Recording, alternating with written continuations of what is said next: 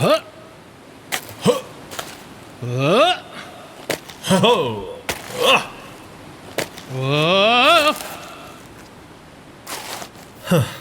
I'm glad the story we're covering inspired us to do some outdoor activities to train for the upcoming doom we may have caused. Yeah, tomb raiding is actually a great exercise. Although, I think it's just a fancy way of saying grave robbery, isn't it? Tomato, tomato. Wait, Jake, you just said the same thing. Never mind. Did you bring any supplies to help us get through this trap-infested dungeon? Hi, Father. Is that a bullwhip? Indeed it is, brother. Just like Indiana Jones Indiana Jones is a registered trademark and intellectual property of the Walt Disney Company. from the Raiders of the Lost Ark. Raiders of the Lost Ark is also a registered trademark and intellectual property of Lucasfilm, a subsidiary of the Walt Disney Company, also known as the Mouse, the Big Cheese, owner of all that you love, and the place where creativity goes to die. Any other use of Indiana Jones or any pictures, descriptions, or accounts of anything owned by Disney, such as your own firstborn child, without consent is expressly prohibited by the Walt Disney Company. Okay, sure it was useful in the movie, but what could it do in an actual situation like... Ow! It makes you stop whining. Good enough.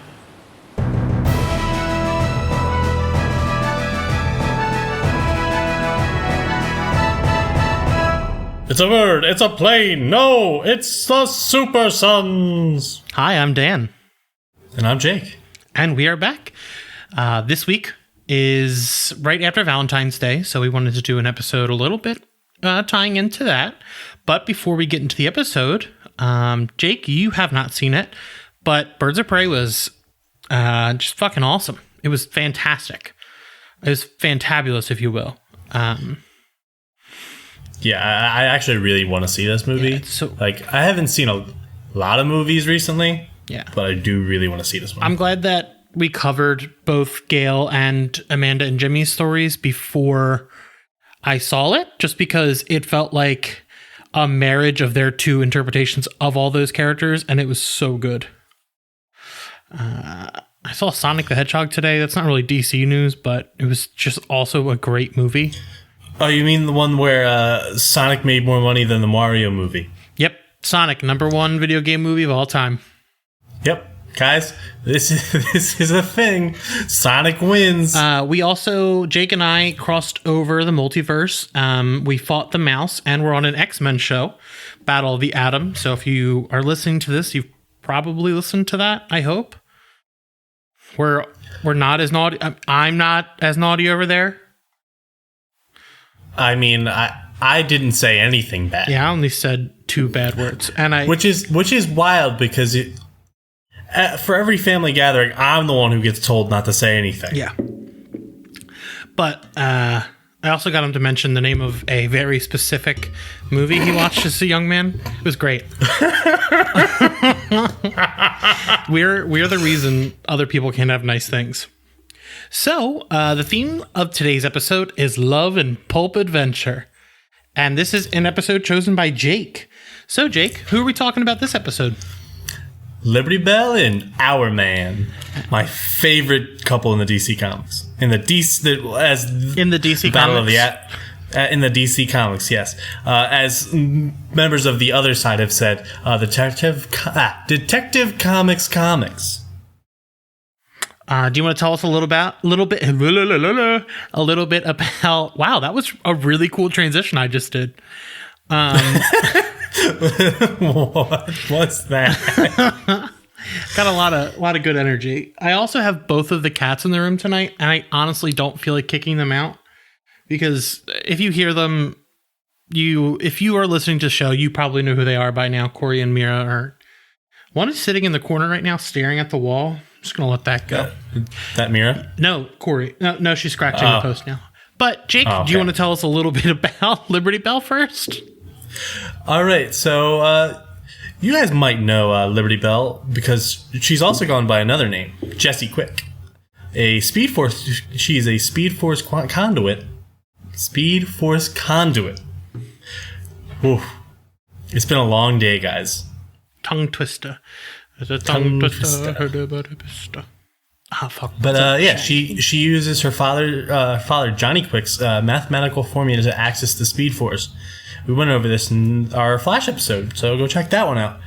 She also has super strength from her mother, who was the original Liberty Belle. So she's a powerhouse, but also she's the CEO of a company called Quick Start that her father founded. And Dan, how much do you want to know about Hourman? Jake, what you wrote on this page confused me. So why don't you make it a simple introduction of Hourman, who is just... let's not go into the future robot that also is Hourman as well. Yes, that is Hourman number 3, also named as Matthew. He's a robot. He's an android. It's different. All right, tell us about this Hourman, Rick Tyler. All right, Rick Tyler is the second Hourman who took up the mantle for after his father when he joined Infinity Inc. And he did it because he didn't have a great relationship with his dad, so he was a little bit angsty in the beginning. So he took his dad's code name and Miraclo, which is grants him an hour of power and is one of the base elements in Venom. Oh, not elements, because drugs and Venom. Yeah, it's one of like the base foundations. Yeah, but Rick has had problems with Miraclo in the past, as it has given him... He has been addicted to it, and it's given him cancer. He had to stop being a superhero for a while because of a battle with leukemia. And then eventually he gains a new form of the drug, which is like non-addictive and non-dangerous, and he hits a button on his gauntlet, and it gives him an hour of power. Mm-hmm. That is one of the gifts from the android Hourman, who also gives him a precognitive power. Yeah, so he has... I would like to describe his power as That's So Raven. It's the future that he can see. Yeah. Yes, Dan. He does. He's got those... I don't remember what Raven called them, but like she would get those like shocks. She'd be like, oh no! And she'd see the future. That's exactly what happens to Hourman in this story. Yeah. That was a show. I remember watching a bunch of that once. Like, I got really into That's So Raven for like a week in elementary school. I mean, that's fine. It's the future, I can see that. So Raven, it's so mysterious to me. Dan. Whatever. If we don't, that's copyrighted. If the Disney company wants to come after me for that, whatever. That's so Raven. I love that meme. All right, yeah, Jake. Okay, but now you're doing Star Wars, so 2 Disney properties they can come after us. 3. We are at our 3rd Disney property reference in this episode. No, technically 4th. Because we also talked about the Battle of the Atom. Oh, yeah, X-Men. That's an X-Men podcast. 4. We're at 4 Disney references this episode. Man. So, the story that Jake chose is Liberty Belle and Hourman, The Inheritance, which is actually a backup in JSA All-Stars issue 12 through 11. As I was reading through this, I was seeing the A-plot, like the main story, and was like, no, I'm good, and just skipped right to this. Yeah, that the A-plot, the main All-Stars book was pretty good, but I mean, I didn't like the art all that much. There was some Sandman, which I liked. Sandy, not Sandman. Well, he was just known as Sand at this point. Yeah, but Jake, could you explain a little bit what a backup is for our listeners who are not familiar with that terminology? A backup is basically like a tacked on 10 pages at the end of a single issue, and it'll carry over a story from multiple issues and then condense to, one larger story. Like we already covered one in our Shazam episode. Did we? Yes, we did. Remember that we covered the New 52 Oh, yeah, Shazam? that was a backup. That I forgot because that's such like an icon. It's like what the movie was based on, but it was a backup. But did you forget we also recorded that with people we got into a Twitter war about baby oil and fire with today? Let's get back to the story. So, a backup is usually for a character who sometimes can't make the carry their own title. Yeah, the sales aren't there for a title, but people want to see them. So it's a good way to show characters who don't normally get the spotlight. So seeing things like this is awesome. Like in the back of Detective comics when it was the Kate Kane run, there was a question backup, which was Renee Montoya, because she wasn't carrying her own book at the time, but she was still getting stories. And the Booster Gold ongoing, the second Booster Gold ongoing had a backup of Blue Beetle. I think there was another book that had. I don't remember. But Jake, you want to tell us about the creative team? All right, so it's written by Jen Van Meter, pencils by Travis Moore, inks by Dan Green, colors by David Barron, letters by, why is it that Pat Brosseau? Pat Brosseau, yeah, that. See, I looked at it and I'm like, man, this is gonna be a hard one. Letterers always have the harder names. You ever notice that? Yeah. The thing with names is that, like, even if you get it wrong, like, one day someone will correct you and then you'll be right from there on out. Sometimes it's not even possible to look up and get a correct pronunciation because everybody's a little bit different. But do you want to kick it off? Yeah. All right. Part 1, Staff of Legends. So the story opens up with some background about a staff with magical abilities, with its origins being like ancient Greece. It's legit just, Hermes' staff with, 2 snakes. Turns out it's actually just Jessie telling Rick this story, and because they're on vacation and she wants to spend it looking for the staff because it was something that was important to her father, Johnny. And the pair don their hero get-ups to go to a collector because they can't just go as 2. Well, I guess they're both kind of rich. Yeah, they're both very well because off. I don't know what Rick's connection to his father's company is. I know it's run by his cousin. But I'm getting off track. So they go to their collector named Grissau. Yeah, Grissau. See, I was gonna just put G when I was writing this up. But, Grinstas. Yeah, I did something similar later. Yeah. For a book that will help them find the staff, they're let in to meet him by his assistant, Claude Regan. The couple chats about the possibility of children briefly, with Jessie saying she thought Rick didn't want them, and before they can continue their conversation, boom, dead body of the collector. Boom. And then, boom, Icicle Jr. and Tigress, Artemis from Young Justice, who are also not a married couple, they are dating. I wrote that wrong. And they're also on vacation in Istanbul. Istanbul, not Constantinople, Istanbul, not Constantinople. Damn. I'm gonna say that's for use. I'm sorry, but legally, anytime you read Istanbul, you have to sing the "They Might Be Giants" song. That tracks. Mm-hmm. Then turns out the couple fight because Regan's dead now, but the 2 villains didn't actually kill him. Turns out Regan was going to sell the book to them, whereas Grinstas was going to sell it to the heroes.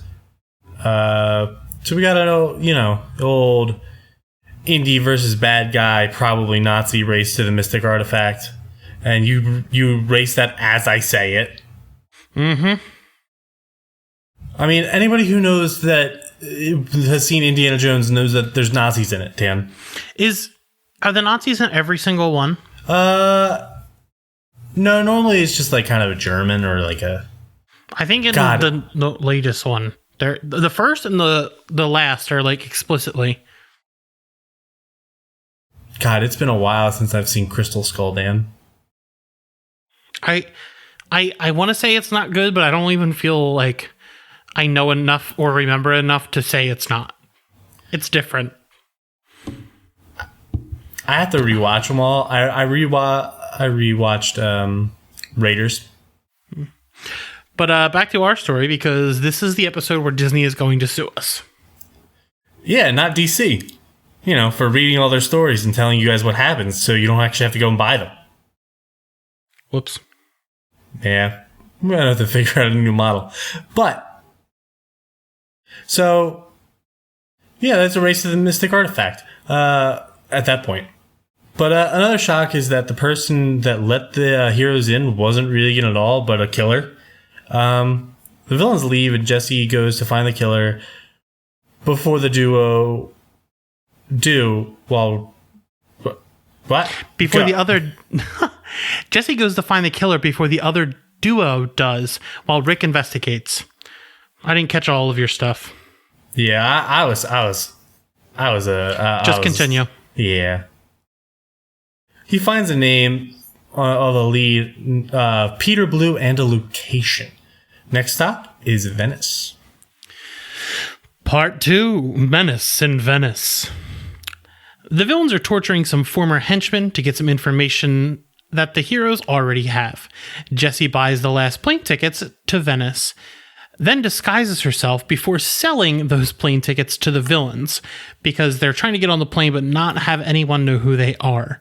Rick's like, wait, you sold them for cash? And then he tries to like make some dirty talk as Jesse runs them to Venice instead of flying, which in reality they could have done the whole time. Don't really know why they would fly. I mean, technically Jesse at times can use her speed to fly. Yeah, so there's no reason for them to be on a plane. Icicle. Well, they were going to do it because the lead was that Blue could possibly be on the plane, but they couldn't find out. Icicle fucks up the plane by freezing one of the wings after finding out that Blue is on the plane as well, despite Jesse having no indication that he'd actually be on the flight. Our heroes have a little more romance in Venice before continuing on their mission. Blue reveals that he has already sent in the book to his employer. Jesse finds the villains and the target in the airport. They have a little scuffle with Jesse holding Icicle before she's surrounded by the police. Yeah, just an all-American superhero surrounded by a bunch of Italian cops. Yep. I like the idea of, they mentioned a few times that not everyone knows who they are. Like, internationally, people are like, they don't really give a shit about the JSA. And then there's other places where they're signing autographs. Yeah, it's interesting. Yeah.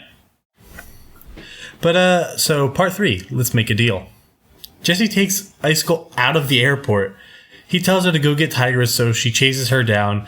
They ask where Hourman is, and he's having some vision about an hour in the future while he's trying to read a newspaper. Because, normal guy stuff. In his vision, he sees the villains hurt Jesse.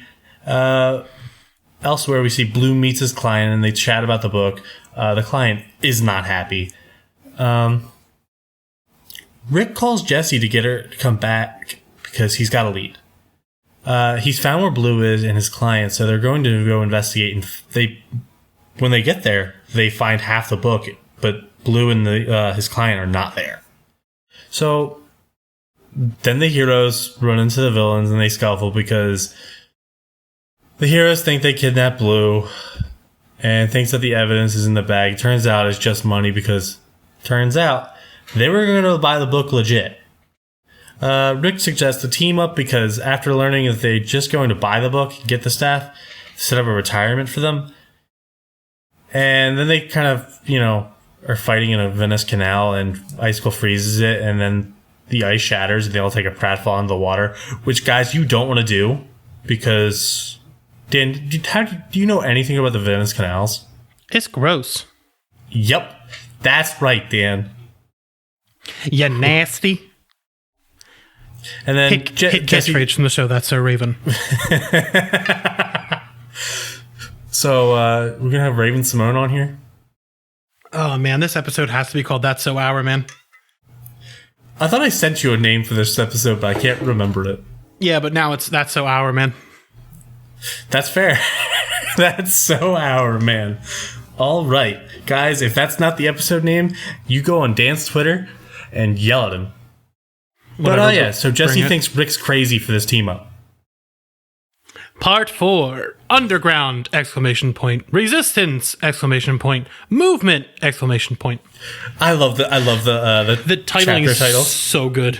This book is so good. We're not doing it any justice. Yeah. So, we get the story of an Arabic legend where a woman uses the staff to heal people. Tigress tells Jesse that their client are willing to pay up to $6 million. Jesse is like, this book actually won't help you because there's a different staff in that one with one snake and not two. Always two snakeheads, not one. Icicle and Hourman go to investigate. Snakehole, guys. Janet Snakehole. That is owned by the NBC Corporation, who is owned by Comcast. We're good.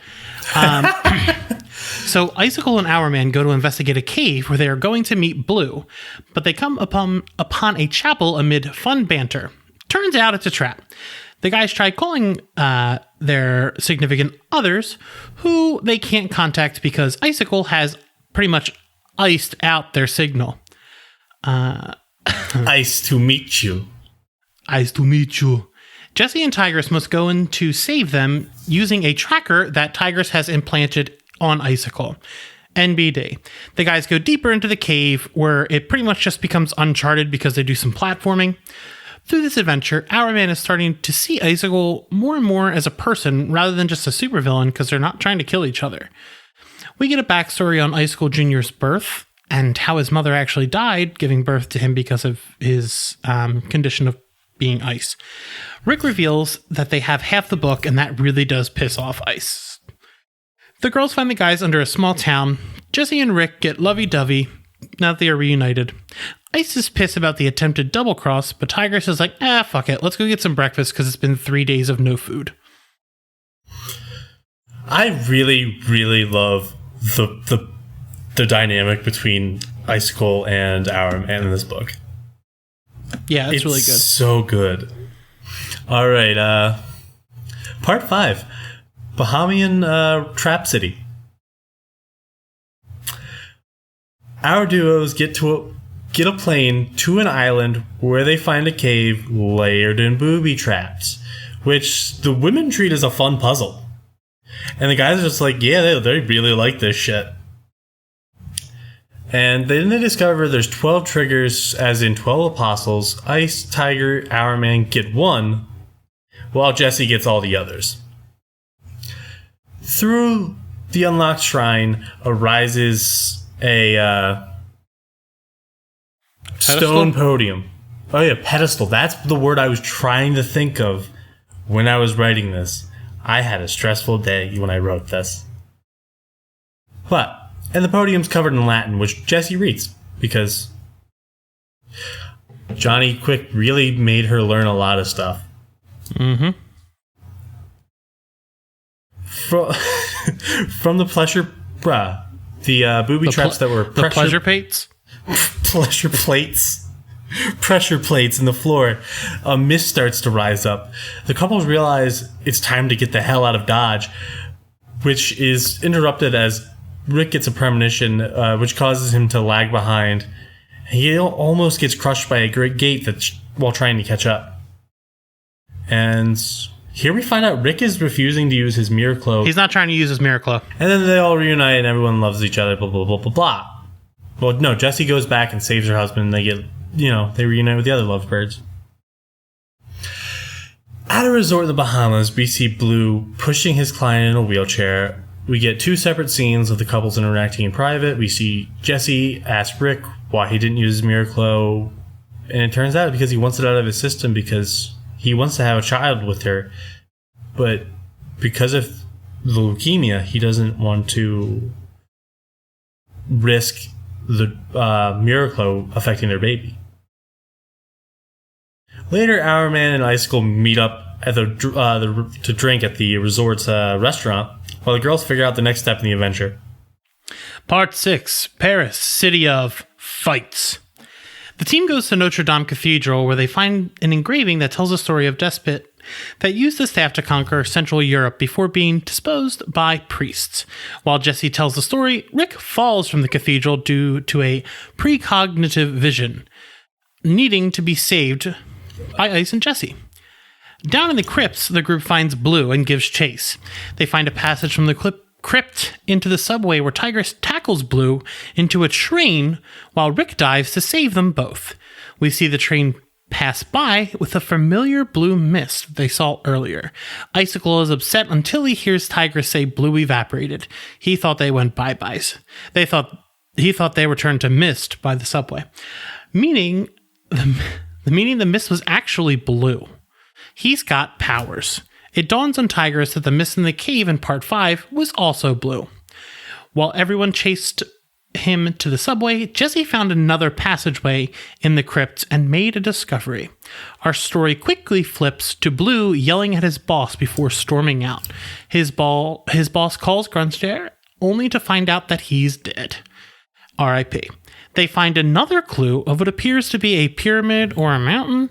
Boom! Heroes get double-crossed after the villains get the objects from Jesse, and Ice and Jesse fall into a trap before a giant floor tile falls on top of them, almost crushing them if they didn't have powers. Tigress asks Hourman to help her get the stone off, but he's kind of like, nah, you can figure it out. Yeah, he's like, nah, we're good. Tell me what's up. Part 7. Miraclo under Rue 34. Tigress says she needs Hourman's help and tries to guilt him into helping them. The two below of the stone are able to hold it up just for the time being. Hourman says he'll help in return for the objects the villains took. Rick takes Miraclo in a moment of bliss to get an hour of power and lifts the stone. After being saved, Jesse goes off of the villains while Tigress tells Hourman she's sorry because clearly just doing what he had to do to gain his power was hard for him to do. And God, I just want to point out how well the art gets across certain things. Yeah, it's very good. It is very good. Travis Moore, good at comics. I would have known. Anyone who's read the Nightwing stuff recently would know. Mm-hmm. Hi. Once everyone is calm, they agree to stop Blue, and whoever gets the staff first gets to keep it. After they split up, Tigress says she got the objects back, but Rick Shag already knows that she took the book, their half of the book. And because he knows something else is up. The hero's get a call from Wildcat to go to Geneva to meet a Professor Boris Hayes, whose body looks like it is melting. Turns out, as a younger man, he was an archaeologist who came upon a formula in a scroll that turned him into mist, and each time he used it, he became smarter, but then he started losing sight of his family, and his own bone mass started to decrease. By the time he realized that he was pretty disfigured, and he's been using his powers limited to render himself physically not disfigured. And turns out that the man we've been seeing with Blue is just this man, and it's his father. Blue has been getting, instead of smarter every time he uses his power, to angrier. And as Boris Hayes is explaining this, Hourman has a pre-clogged flash of Tigress and Ice Cold being carried off by a snowdrift before he passes out. Part 8, Avalanche. Blue is now working with the supervillains in the Swiss Alps. Jessie checks on her husband, who fainted from the effects that the Miraclo had on him. The heroes are told where to go by the professor as it cuts back to the villains, who discover a big old spooky-licious key. Blue turns on the pair before shooting Tigress. The heroes arrive in time to help. We find out that Tigress has been pregnant the entire adventure. Icicle tells Rick that they wanted the staff to save Tigress from dying in childbirth like Icicle's mother. Rick tries to comfort Icicle Jr., and Jesse tries to have a similar conversation with Tigress. Part 9. Bad to the bones. After going to another cathedral, Icicle points out that this place is probably a hotspot for goth weddings. While checking it for traps, Jesse finds that the professor is under a bunch of coffins as he's tried to stop his son. And good old Peter Blue threw them all at him. So Blue has found the lock for the key and finds the staff. In a flash, Liberty Belle takes the staff and Blue shoots her, but she's fine. So the rumors are true, the staff makes you invincible, and Belle and Ice fight Blue, while Icicle lectures Blue on his choice of code name because he could have been Mr. Blue or Hayes because his last name is Hayes. But Liberty Belle points out that this would mean he had to owe it all to his father, which pisses Blue off, and so he tries to attack Belle, but Icicle freezes him into snow, effectively killing him. Belle is upset that she had to be a part of this murder, but Icicle says chalk it up to him being a bastard. Part 10. Pass it on. The professor tries the staff to help him recover, but it actually doesn't work. On the side, Hourman questions Icicle on if it actually bothers him to kill. It's nothing to really be bothered by because Blue's actually fine. He appears the spear because he can just miss objects too. Blue goes to stab Tigress, but Hourman jumps in the way, which impales him through the stomach. The villains fight for the staff against Blue to give it to Hourman to save him. The professor says to get his son close to him so they can mist merge. Jesse makes a vortex and Blue flies off with the professor, having the staff, which saves Hourman's life. The professor tells Jessie that her father must have been proud of her before he passes. So everything's fine and dandy. 1 month later, at Quick Start, Jessie's company, a man has broken in to put back the staff. The light flips on with Belle saying that she knows it's Rick. He actually took it to help Icicle and Tigress give birth to their daughter Isabel, spelled like Liberty Belle. Everyone's happy, and the end. Jake, what was your favorite panel of this story? Oh, the hug between Jesse and Rick at the end. I am a big fan of Hourman and Icicle sitting on the hill looking at the sun, like the sun together, just talking. So my favorite moments are pretty much all of the bonding between the two, just because it's like they can understand each other a little bit better. And I always like heroes kind of seeing why the villains are the way they are. Oh yeah, Rick is very understanding of people. Especially because it seems like he's been through a lot as well. I can't speak to it much because I haven't read a ton of JSA stuff, but... Yeah, no, Rick is a very understanding character. Like, there is in the Justice Society of America book, after the JSA run, Jesse and Rick, there's a page of Jesse and Rick at a restaurant, and they're like signing autographs, and they like Rick will talk, not signing autographs. Rick is talking to the waiter, and he's literally trying to get to know every single person. Like, he's just like the nicest human being, and like he's talking to the waiter. He's like, "Oh, you want to be an architect? I got a guy you can call." He's like, "Call John Stewart." Literally, he tells this young kid to call Green Lantern to set up something at his firm. It's great. So, Dan, what's your favorite quote? The back and forth about calling him a sport that they have for the entire story. Like, Hourman, it's like, can you stop calling me sport? But Icicle keeps going back to it, but not in like a demeaning way, but in kind of like a jest. I just thought they were great. Their dynamic is really fun. Yeah, like they're really bro-y. It's great. My favorite quote was between Tigress and Hourman, and it's Tigress saying, "You can't make bargains like that. You're one of the good guys." And Hourman's like, "Yeah, well, I'm not feeling so good just now." During the having to take his mirror club. Jake, if you were going to suggest people wanted to read more about Jesse Quick or Hourman, what should they pick up? Ooh, so there was a mini series of JSA All-Stars before this ongoing came out. That has a pretty good story of one issue where it's Rick going up and saving a man from committing suicide. It's one of those stories, and it's really, really good. Then there is for Jesse. Ooh, that's a good question. She's in so much stuff. She's in a lot of Flash stuff. So, God, just go read all of that. Jesse's a great character. Like, if you go into the JSA series, yeah, when she comes in, like she's like she's like, her quick start just failed because she was so focused on certain things, and like it's very interesting to see her mom and her reconcile because they were never close. Is that Jeff Johns' run? I can't remember if Johns got on it or it was still